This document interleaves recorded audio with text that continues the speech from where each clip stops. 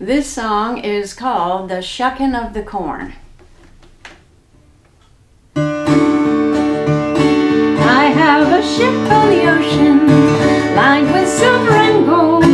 Before I see my true love suffer, that ship would be anchored and sold. I'm going to the shuckin' of the corn, going to the shuckin' of the corn, the shuckin' of the corn and the blowing of the horn, going to the shuckin' of the corn. Now you have an important part during the singing of this song. I'm going to show you. Everybody do the motions. It's a lot of fun. All right. Make waves. I have a ship on the ocean. Now use your other hand. Lined with silver and gold. Before I see my true love suffer, that ship would be anchored and sold. Try that with me. I have a ship on the ocean, other hand, lined with silver and gold. Before I see my true love suffer, that ship would be anchored and sold. Now this is the really fun part. You're pulling the husk off of the corn cobs. That's what shucking the corn means. So let's take a corn cob with the green leaves on it. We're going to pull them off. I'm going to the shucking of the corn. Going to the shucking of the corn, the shucking of the corn and the blowing of the horn, going to the shucking of the corn. Now if you put a little shoulder action in it, it makes it more fun and more like a dance. Okay, so I think you've got it and we'll see.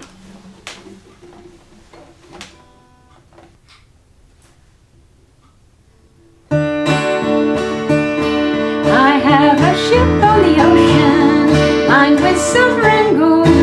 Before I see my true love suffer, that ship would be anchored and sold. I'm going to the shucking of the corn, going to the shucking of the corn, the shucking of the corn and the blowing of the horn, going to the shucking of the corn. I have a ship on the ocean, lined with silver and gold. Before I see my true love suffer, that ship would be anchored and sold. I'm going to the shucking of the corn, going to the shucking of the corn, the shucking of the corn and the blowing of the horn, going to the shucking of the corn.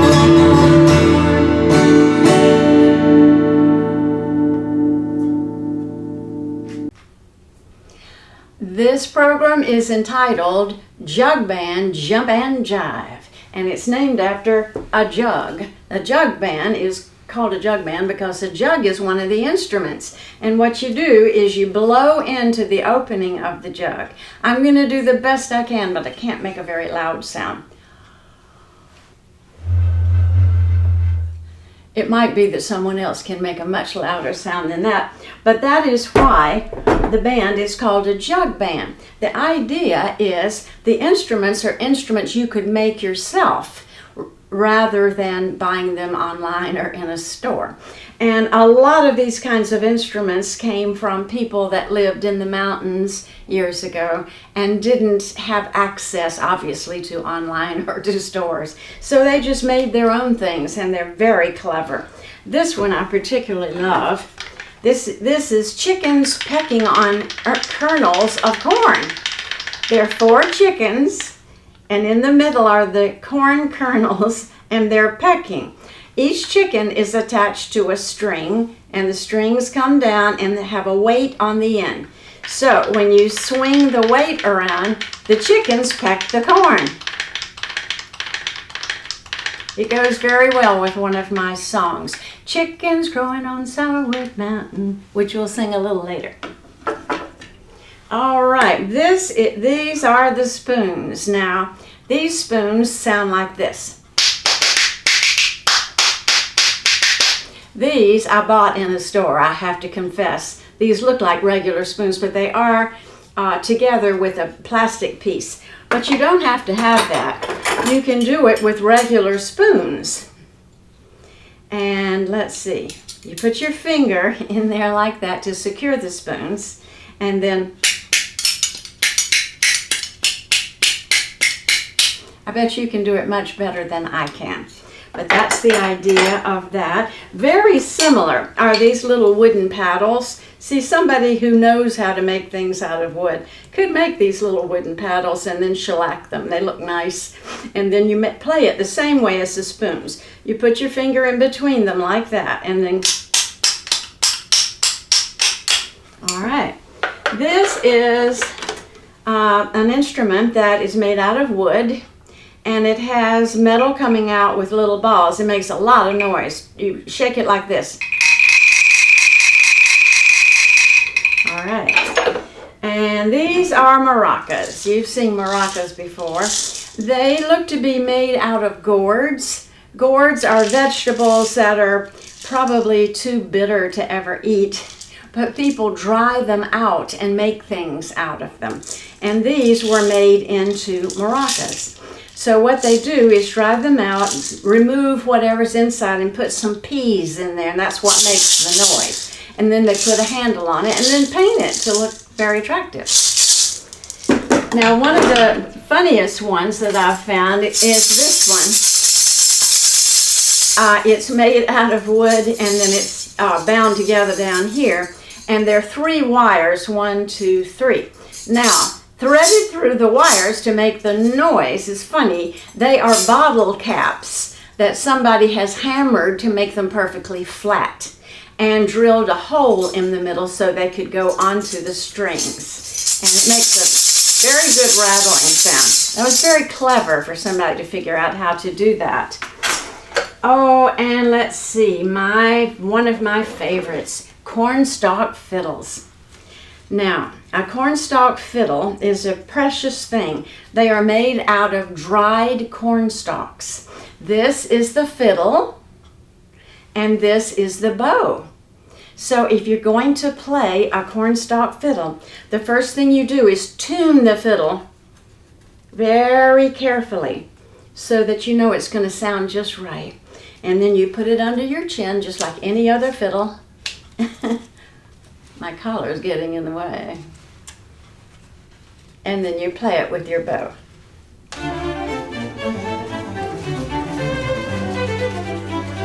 Cool, huh? I've got 2 of these. So children who come to our program at the Summit Library on Thursday at 4 will get to play these instruments. Let's see, what else? This is a Strum Stick. Now, it's a small little instrument made out of wood, and it has 3 strings, and the tuners are up here, and it has a strap so you can put it around your neck. Now, this is the kind of thing that somebody who knows how to work with wood could make for themselves. You make sort of a triangular bottom and top, and then make the sides and glue it all together. It's not easy. And then you make the top part of it.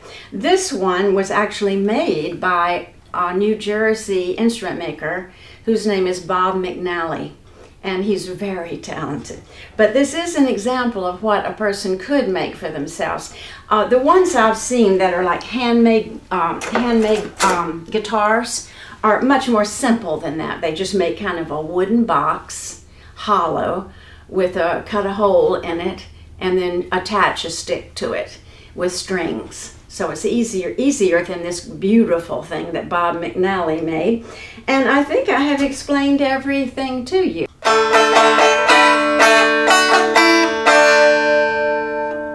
Fiddle on a cornstalk fiddle all day.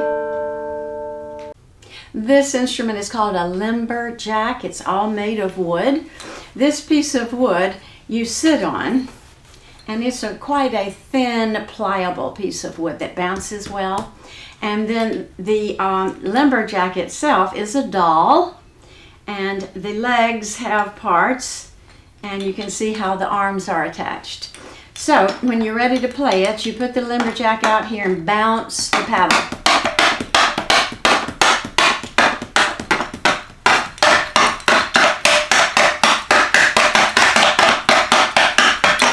It's a lot of fun to play with.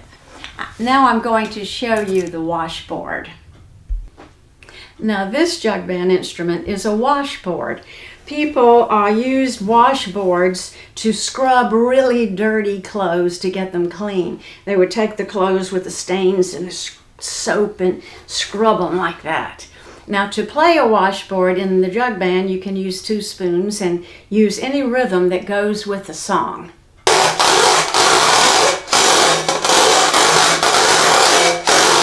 And those are the instruments we have in our jug band, Jump and Jive.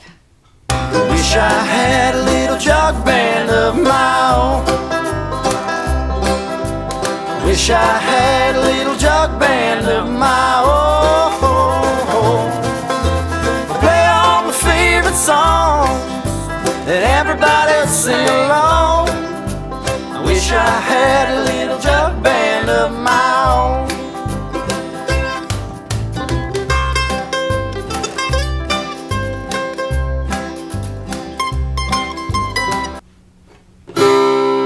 Chickens growing on Sourwood Mountain, hey, ding dang daylight day. So many pretty gals I can't count 'em, hey, ding dang daylight day.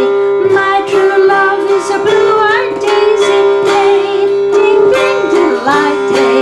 If I don't see her, I'll go crazy, hey, ding dang daylight day. Chickens growing on Sourwood Mountain, hey, ding dang daylight day. Now this song has motions, which makes it fun. The motions are supposed to be silly, so let's just be silly and have a good time. First, you're going to be chickens. Chickens growing on Sourwood Mountain, hey, ding dang daylight day. Try that. Chickens growing on Sourwood Mountain, hey, ding dang daylight day. The next part is so many pretty gals. So first, these are the pretty gals. So many pretty gals, I can't count 'em. Hey, ding dang daylight day. Let's do that part again. So many pretty gals, I can't count 'em. Hey, ding dang daylight day. All right, let's put the whole thing together and we'll sing the song. And as soon as you catch on to the song, you can sing with me. I'd love that. Chickens growing on Sourwood Mountain, hey, ding dang daylight day. So many pretty gals I can't count 'em, hey, ding dang daylight day. My true love, she lives in legend, hey, ding dang daylight day. She won't come if I won't let you, hey, ding dang daylight day. Chickens growing on Sourwood Mountain, hey, ding dang daylight day. So many pretty gals I can't count 'em, hey, ding dang daylight day. My true love lives over there calling me, ding dang daylight day. She won't come and I won't love her, hey, ding dang daylight day. Chickens growing on Sourwood Mountain, hey, ding dang daylight day. So many pretty gals I can't count 'em, hey, ding dang daylight day. My true love lives over the ocean, hey, ding dang daylight day. I'll go to see her if I take notion, hey, ding dang daylight day. Chickens growing on Sourwood Mountain, hey, ding dang daylight day. So many pretty gals I can't count 'em, hey, ding dang daylight day.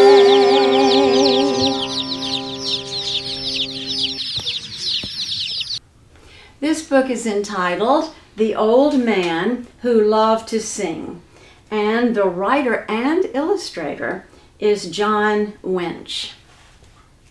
And this book was given to me for Christmas by my sister Adrienne in 2010. In a secluded valley far from the city lived an old man who loved to sing. When he wasn't singing, he whistled. And when he wasn't whistling, he played music on an old wind-up gramophone. It's like a record player. He usually did all three very, very loudly. The old man had once lived in the city, but there came a time when he could no longer hear himself sing above the noise. At first, the unfamiliar sounds of the old man's music echoing through the valley where he had moved disturbed the animals, but soon they came to love the music. At night, when the old man fell asleep in his armchair, the animals would gather around his campfire.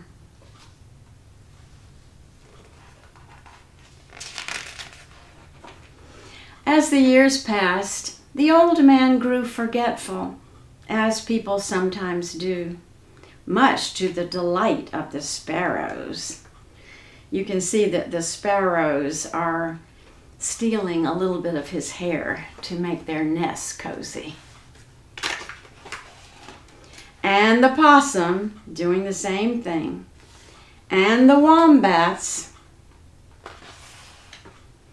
Sometimes the old man forgot to eat his lunch, but it never went to waste.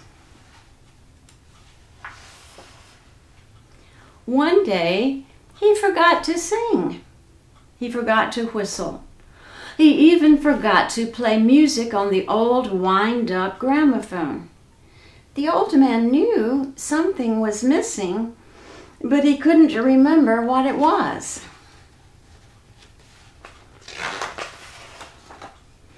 Without the sound of the old man's music, the valley became silent.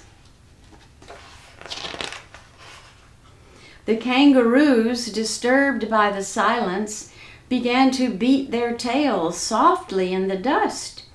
The sound of their drumming carried down to the creek, where the frogs joined in with loud, throaty croaks.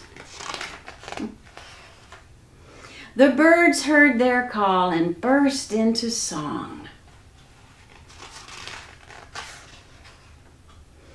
Soon the valley echoed with singing. But the loudest song of all came from the old man. And that is the story of the old man who loved to sing. This song is called Fiddle on a Cornstalk, and I'm playing it on my auto harp. Fiddle on a cornstalk, fiddle all day, fiddle up a tune in the old style way. 1, 2, 3, 4, ready, set, go. Play a corn fiddle with a shoestring bow. Had a little chicken and it had a wooden foot. Laid its eggs by a mulberry root. Laid more eggs than any hen on the farm. Another wooden foot wouldn't do her any harm. Fiddle on the cornstalk, fiddle all day. Fiddle up a tune in the old style way. 1, 2, 3, 4, ready, set, go. Play a corn fiddle with a shoestring bow. Out in the barnyard, down on my knees, thought I heard a chicken sneeze. It was only the rooster saying his prayers, thanking the Lord for the hens upstairs. Fiddle on a cornstalk, fiddle all day. Fiddle up a tune in the old style way. 1, 2, 3, 4, ready, set, go. Play a corn fiddle and a shoestring bow.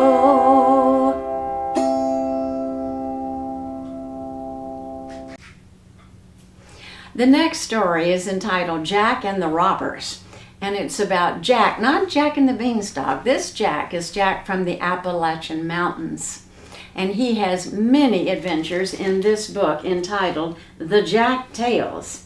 Now, this book comes from research that Richard Chase did in the 1940s. He went up in the mountains of North Carolina and talked to people who were telling stories and singing folk songs that had been handed down through the generations. And they were nice enough to let him join in with them when they were sharing stories with each other. and when they were singing songs. And so he wrote them down, recorded them, and that's what this book is full of. And I wanted to tell you that Richard Chase collected them and retold them, and this book is illustrated by Berkeley Williams Jr. Now, when I tell you Jack and the Robbers, besides being Jack and robbers, there are going to be animals with Jack who want to join a jug band. So that is the connection. I also want to explain that the language you will hear me using is sometimes bad grammar, double negatives, ways that you don't talk and I don't talk that way. But that's the way people in this book talked. And that was the way Richard Chase wrote it down. So it's authentic in that that is the way they talked. And where I came from in North Carolina myself, where I grew up, it wasn't in the mountains, but there were people who lived in the country who talked pretty much like this. They didn't use very good grammar, but that's okay. We understood exactly what they were saying, and nobody cared. So that's why the accent and the grammar are going to be a little bit different from what you're used to. Now, in this particular story about Jack, he was about 13 years old, and he was old enough to be doing a lot of work around the house and around the farm.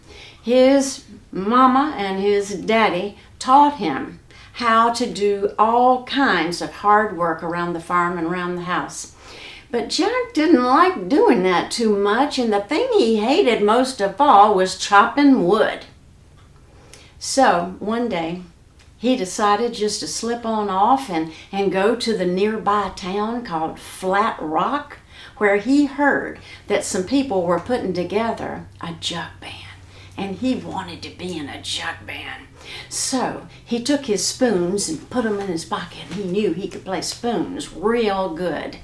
And so he went on down the road, and down the road he went until he heard an animal going, and he looked over, and it was an old ox. The old ox just looked so sad, and Jack went over and said, "Old feller, what's the matter with you?" And the old ox said, "Well, I just can't pull that plow no more. I'm just getting so old, it's really hard for me to pull that plow." Well, Jack said, "Well, you don't have to pull that plow. You come on and run off with me. We'll go into town to Flat Rock, and we'll join up with the jug band. The way you were going, that would be a perfect sound for the jug band. And you have horns. And they want to have horns in a jug band." "Okay," said the ox, and he went on with Jack, and he said, "Jack, you can just jump up on my back and ride." So on they went down the public road, down and down until they heard this sound. Ee-haw! Ee-haw! And they looked over, and it was a donkey.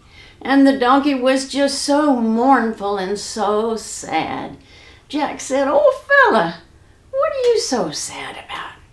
And the donkey said, "Well, Jack, they make me pull the wagon full of logs and heavy rocks and all kinds of heavy things. I have to pull the wagon, and I'm just getting so old I can't hardly pull that wagon no more, Jack." "Well," said Jack, "you don't have to. You come along with me. Me and the ox and you can go to the town Flat Rock, and we can join up with the jug band. Why, the way you were singing that, that would be perfect for the jug band." So the donkey said, "All right, I'll do her." And he went on down the road and down the road with the ox and with Jack. Now, the next strange thing they heard as they went along was, "Oh, oh," and they saw an old hound dog, and he was just a howling. Jack said, "Old fella, why are you so sad?" The old hound dog said, "Well, my job has always been to go hunting and to hunt the possums. But I've gotten so old, you see, I don't have any teeth left. And so when I go to grab the possum with my teeth, I just can't hardly hold on to them, and they always get away. And it's just really upsetting me. I don't know what to do. Jack said, well, I know what you should do. Come on off with us. The ox and the donkey and me, you come on with us. We're going down to that town called Flat Rock, and we're going to join in to that jug band. And the way you were howling, ooh, oh, perfect for the jug band, perfect. And so the old dog said, I'll do her. And he came, and the donkey said, old dog, you just hop up on my back and I'll ride you.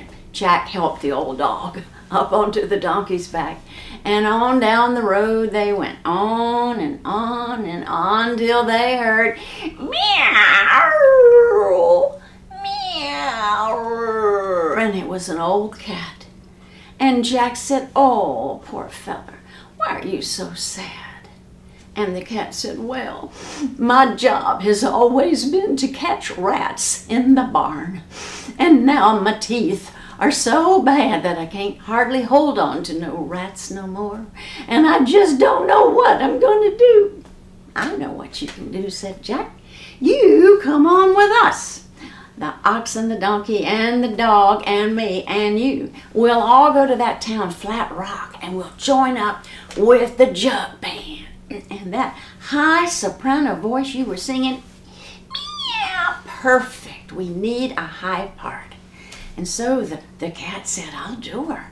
And the donkey said, just hop up on my back and right behind the old dog. And they went on down the road they went, till they heard, oh, oh, oh, oh, oh, cock-a-doodle-oo. It was an old rooster. And Jack said, old fella, why are you so sad? Oh, I'm getting so old, and the family's having company tomorrow, and I heard them say they were going to make me into a pie, and I don't want to be in a pie. You don't have to be, said Jack. Just come on off with us. All of us are going into that town, Flat Rock, and we're going to join up with the jug band. Why, I think you just be perfect with your you will be our announcer, the announcer of the band. And so the rooster said, I'll do her, and he hopped up on the donkey's back too. And on they went down the road until it started to get dark. And Jack said, we better pull off the public road and find us a place to spend the night. And as they went through the trees, the forest, they saw a light over yonder. And they followed the light. They wondered what it was, and they found a house. It was a small house, and it had a window. And they looked in the window, and they could see a candle burning, and that was where the light was coming from. And they could see that there was a big table full of all kinds of delicious food. And you can imagine they were very hungry with all that walking they were doing. And they saw a roast beef and a ham and all kinds of potatoes, and they were just drooling. They were so hungry. Well, let's see if anybody's home, said Jack. And he knocked on the door. Nobody came. And he knocked on the window. Nobody came. He opened the door, which was not locked, just a little bit, and said real loud, is anybody home? And nobody came. So, since they were so hungry and they had walked so far and there wasn't anybody at home, they thought it would be fine if they ate all that food themselves. And so they did, and it was delicious. When they finished, they were right full. And the old donkey said, you know, I've been thinking and studying about how those robbers probably live here. You know, there's robbers, highway robbers all over the place. They go down the public road and rob people. There are probably some robbers who use this house. This was probably their food we just ate. And the robbers will bring their money here to count it up so they'll know how to divide it among themselves. "Well," said Jack, "that sounds like it might be true. And if there are robbers, and if they do come here, we better get ourselves ready to fight." That's right. The cat said, "I know what I'll do. I'll get right down there in the fireplace." "All right," said Jack. And the old dog said, "And I'll get right over here behind the door." And the old donkey said, "And I'll get behind the door on the other side, out on the porch." And the ox said, "I'll be out here in the yard with my horns ready to help out." And the rooster flew up and got on the comb of the house and said, "If y'all need any help, just let me know." So they blew out the candle so it was real dark in there. And after a time, sure enough, just past midnight, there were robbers, a gang of robbers, and they were coming back to their house to eat their food and count up their money. But it was so dark, it was really pitch black dark. And so the robbers sent one of the robbers on ahead to get the fire going, to warm them up, and so they could see and to light the candle. And so that robber went by himself up to the house and went on in the house, and he wanted to build up the fire. It was so dark in there, he couldn't see a thing. He wanted to build up the fire, so when he got over by the fireplace, he saw the cat's eyes, and he thought those were burning coals. So he did what you do with burning coals. He blew on them. Well, the cat didn't like that, and the cat scratched him down on both sides of his face. "Oh," said the man, and he started running to go back out the door when the old dog bit him right on the leg. Well, the man said, "Ah!" Then he ran out the door, and the donkey kicked him right out into the grass. And the man was yelling, and then the ox caught the man on his horns and threw him 500 feet, I would think. Well, the man went running up to the other robbers and said, "Oh, I've been killed. I think I'm going to die in about 15 minutes. "Well, what happened? What are you talking about?" said the other robbers. "They got a lot of men in there, and they are mean. There was one man over by the fireplace, and he scratched my face. And there was another man over inside by the door, and he bit my leg. And there was another man out on the porch, and he hit me with a big board and knocked me clean into the yard. And then there was a man with a pitchfork, and he picked me up and slung me about 500 feet. "Well," said the robbers, "that's terrible. We're not going to go back there to count our money. We'll have to go somewhere else." And off they went across the county line, and they never came back to that house again. And Jack and his companions had the best time. They lived in that house for some time. And they did go into Flat Rock eventually and join the Jug Band. And after a while, Jack started missing home. He started missing his mama and his daddy and the farm and his pet dog. And so he just went on home. And the first thing he did when he got home was chopped a whole lot of wood for his mama. And that is the story of Jack and the robbers.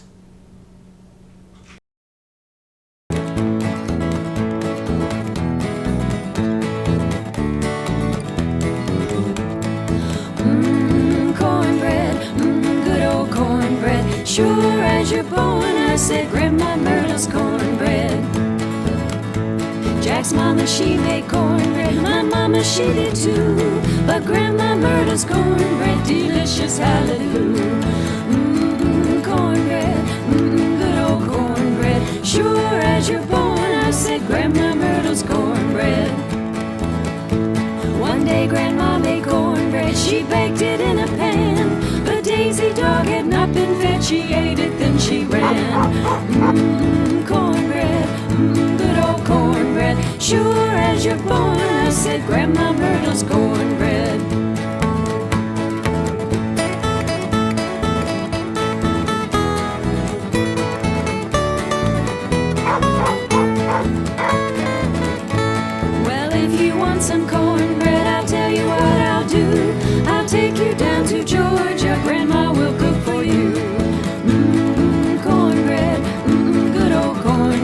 Sure as you're born, I said, Grandma Myrtle's cornbread.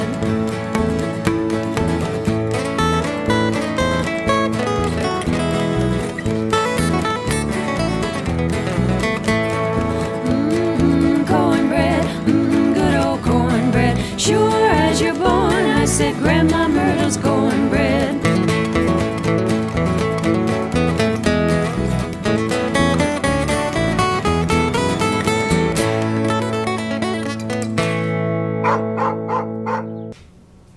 Now that song, Grandma Myrtle's Cornbread, was based on a true story. Our dear dog Daisy, years ago, ate a whole pan of Grandma Myrtle's cornbread. And so after that happened, we wrote the song Grandma Myrtle's Cornbread. And the real Grandma Myrtle loved the song, and she was so proud that a song had been written about her. Now I want to tell you about next week. Next week we have a live action play called Friends.com, and we will have 6 kids from Serendipity acting in the play. It's very funny, about an old-fashioned computer, very large computer from 1964, who finds new friends for kids who are new in town. Thank you so much for listening today, and we hope to see you in the library on any Thursday at 4 o'clock.